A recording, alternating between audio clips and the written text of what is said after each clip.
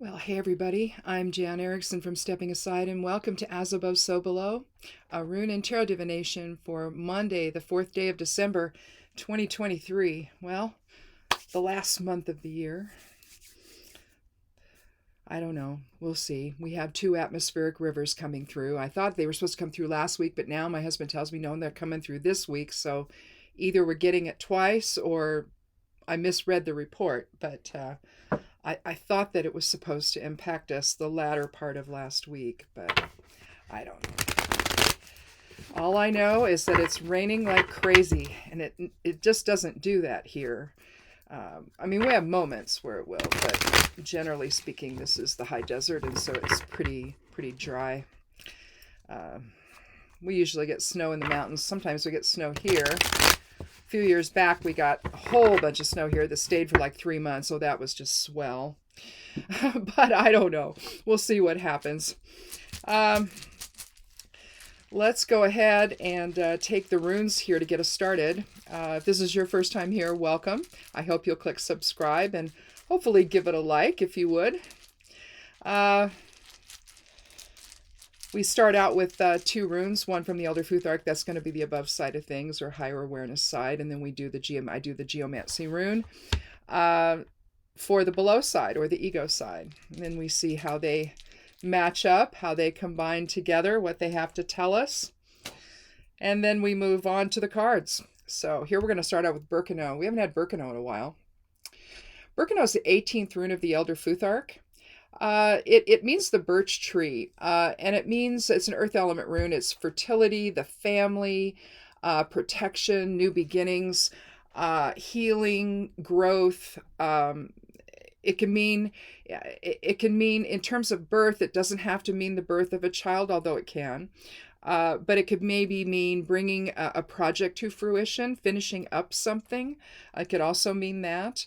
But generally, when we think Birkenau, we think the Earth Mother, and we think the compassion for all that live here on this planet that we should have, and healing wounds, healing the rifts between us. Birkenau can be chanted to bring calm and peace, quietly chanted.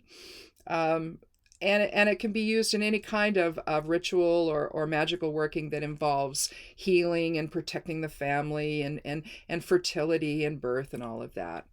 Let's go ahead and throw down the 4 elemental geomancy runes.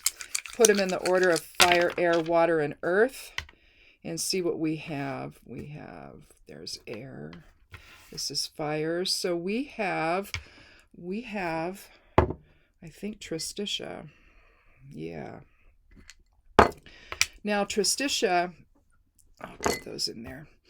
Tristitia is the complement of Laetitia. This is Laetitia. This is Tristitia. You have passive influences from fire, air, and water, and an active influence in earth. So there seems to be a stuckness, a feeling of stuckness to Tristitia. Laetitia would be joy, good fortune, things like that. But Tristitia, did I say Laetitia? I hope I did. Anyway, Tristitia is about sorrow, but it's a type of sorrow where you get stuck in it. And it becomes more than probably what it should be. It's stuff you can't let go. It can be considered an evil influence. It can be considered something that is maybe holding grudges, that kind of thing, where you really hang on to something. And so it's really completely opposite from the energy of Birkenau and the idea of healing and protection and family and bringing something positive to fruition. Instead, it's staying stuck and being unable to come together in that type of harmony, holding off, shutting yourself down, and not enjoying the love and compassion and unity consciousness that we all share with one another. Or we should. But in any event, let's go. I about dropped half the cards on the floor. Oh no. Let me just shuffle just a little bit more. I've been doing some shuffling already, and it kind of helps me get centered before the readings, and so it's nice to just be able to do that. Let's go ahead and cut the deck and take the lower half. Drink a little tea.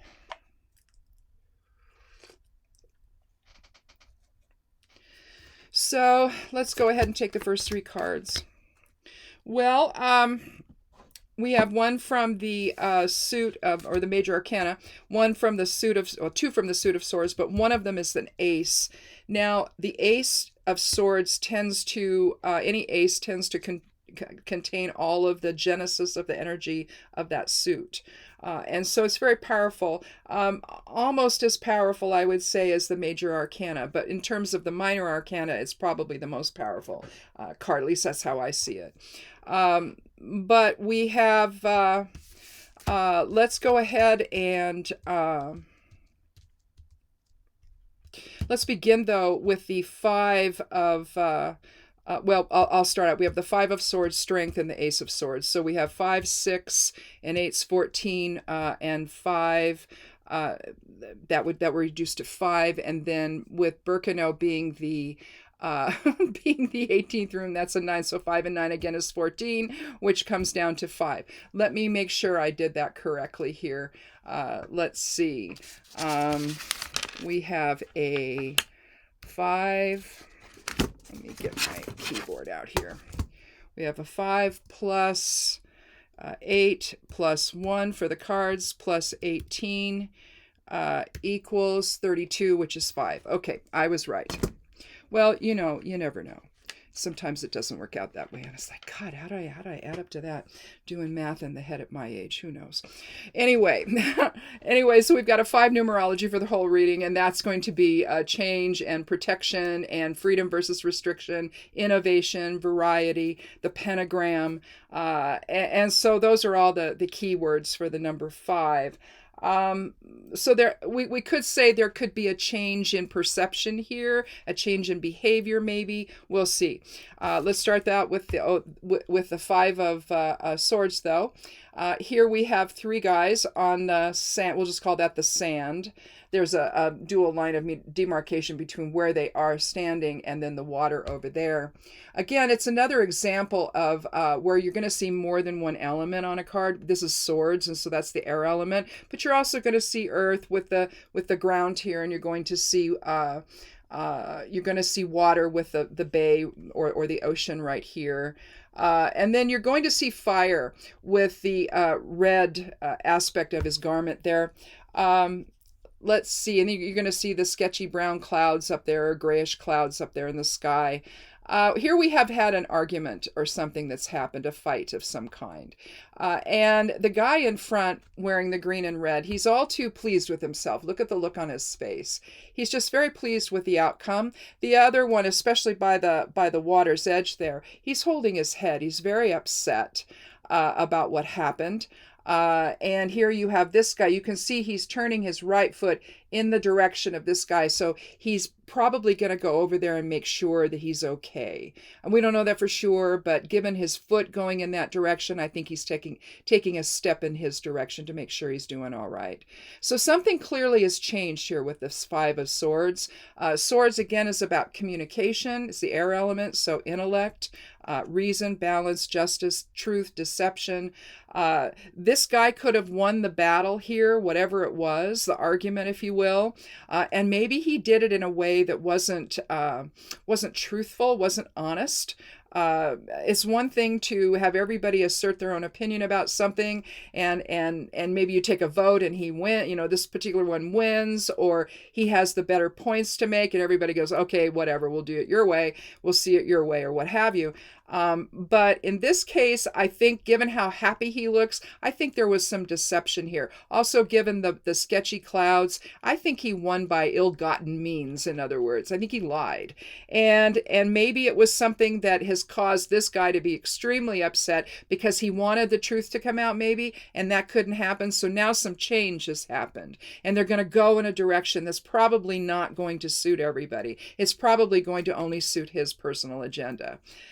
So that's one way to see this card.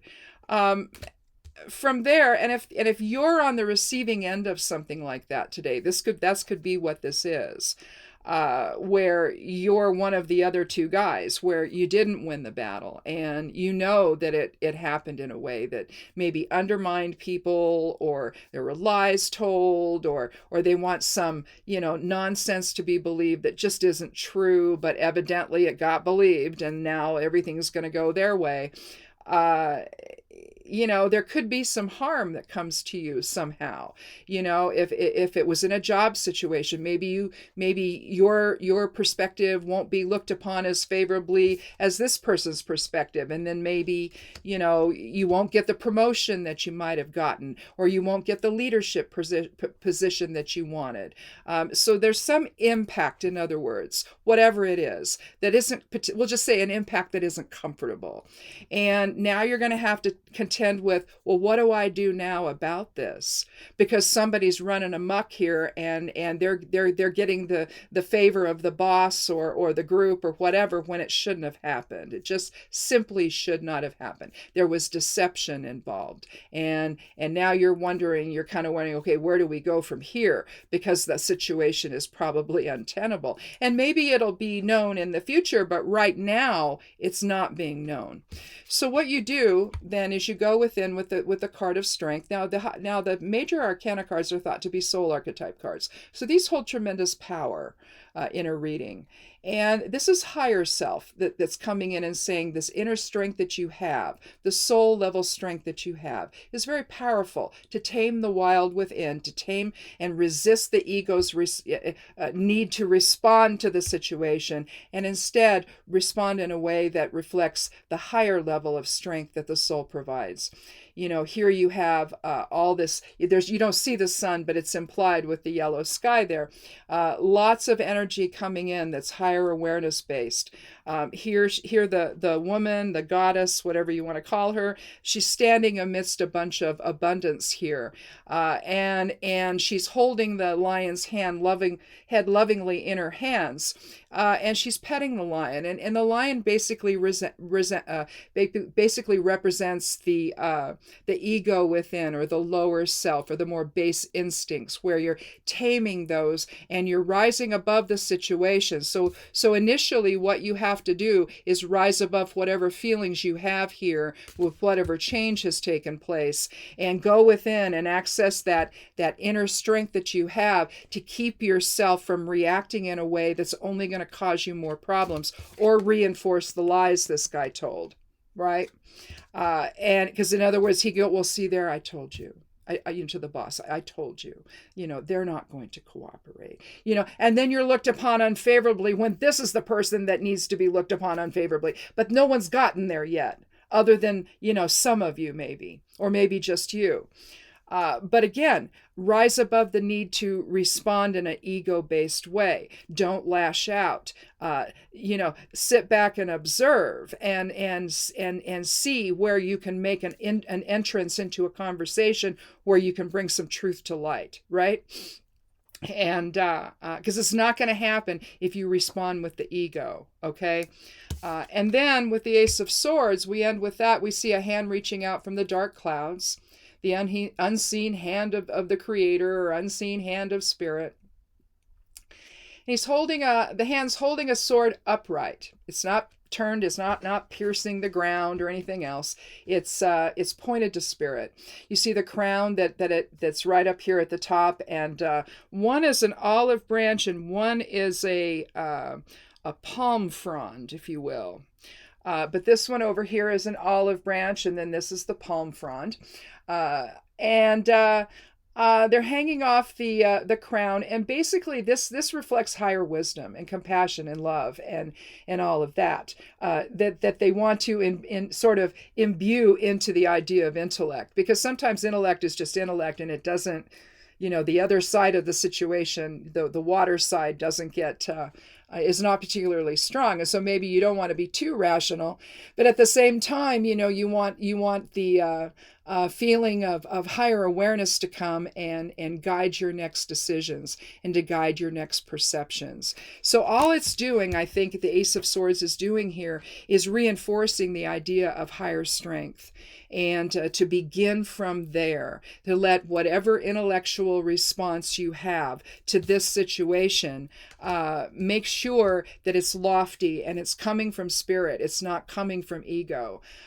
So the rationale you're going to have to give is going to have to be a little more higher level than simply, oh, well, I don't like that person, he's a liar, blah, blah, blah. Well, no, you can't do that. You have to be able to actually explain what needs to happen and how people really need to see this situation. But again, you're probably going to have to let a little of it play out before other people that may have supported this person here, to finally wake up and realize, maybe there's something wrong here. At some point, something will feel that way. It'll feel wrong to people, or something isn't right, or something like that. And maybe that's your opening to express what you really need to express, and to remind people of the overall picture of something.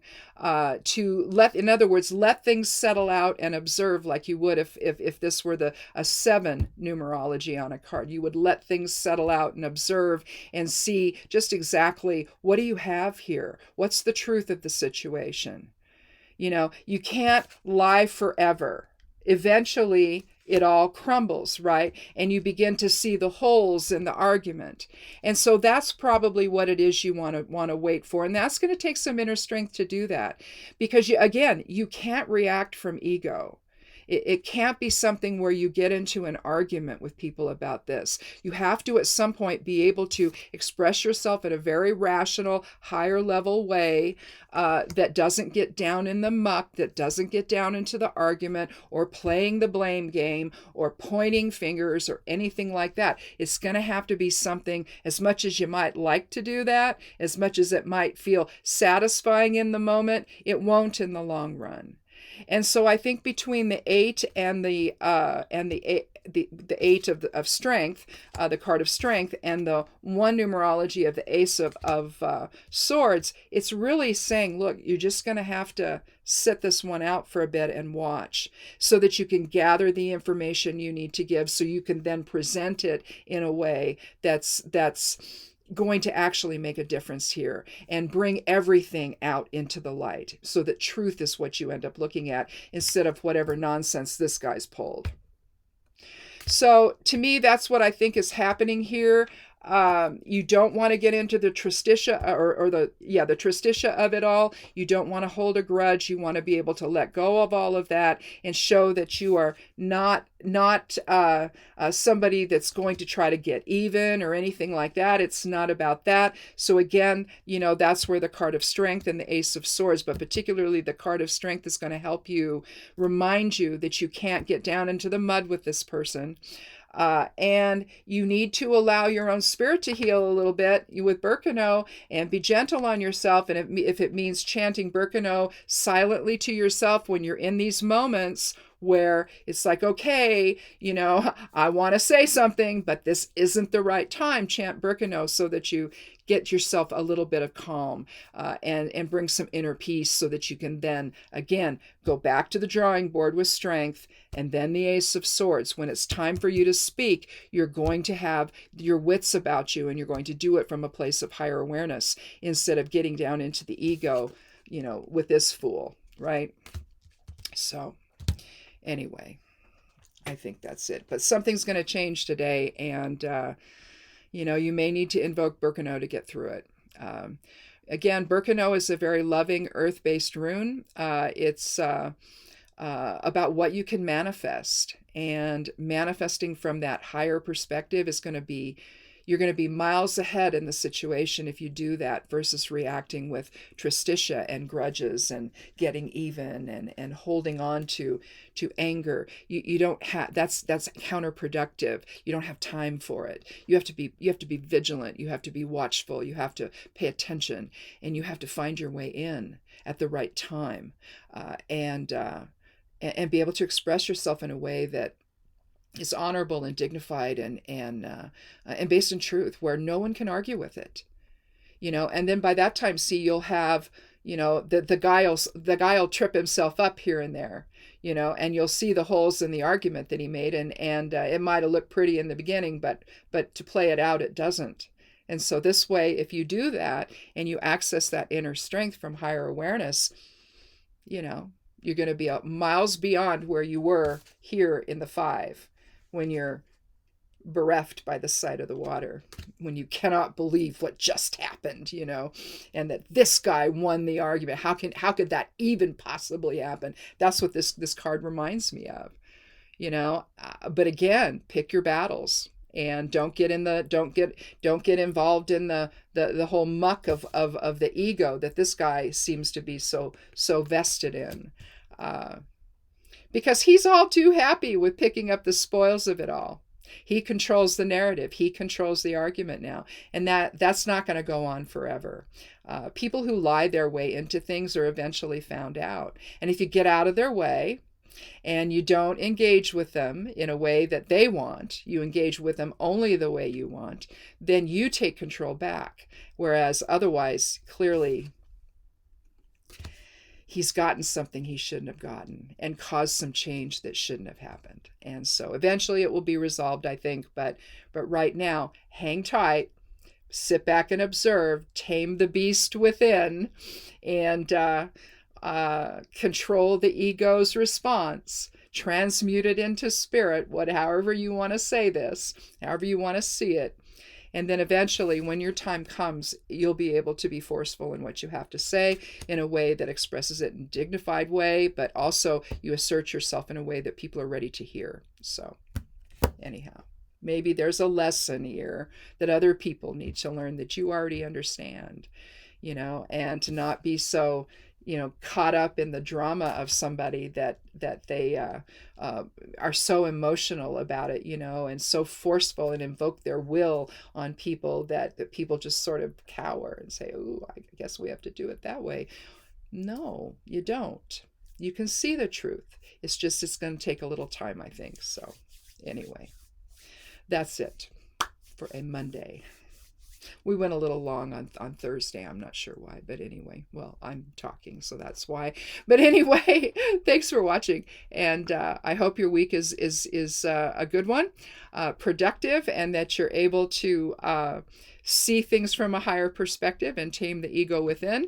And then come back again on Thursday for another edition of As Above, So Below, where we'll talk again in the same format and see what the runes and the cards can help us learn about ourselves and about our experiences and the world around us. So anyhow, thanks for watching, and be good to yourself, be good to one another, and blessed be.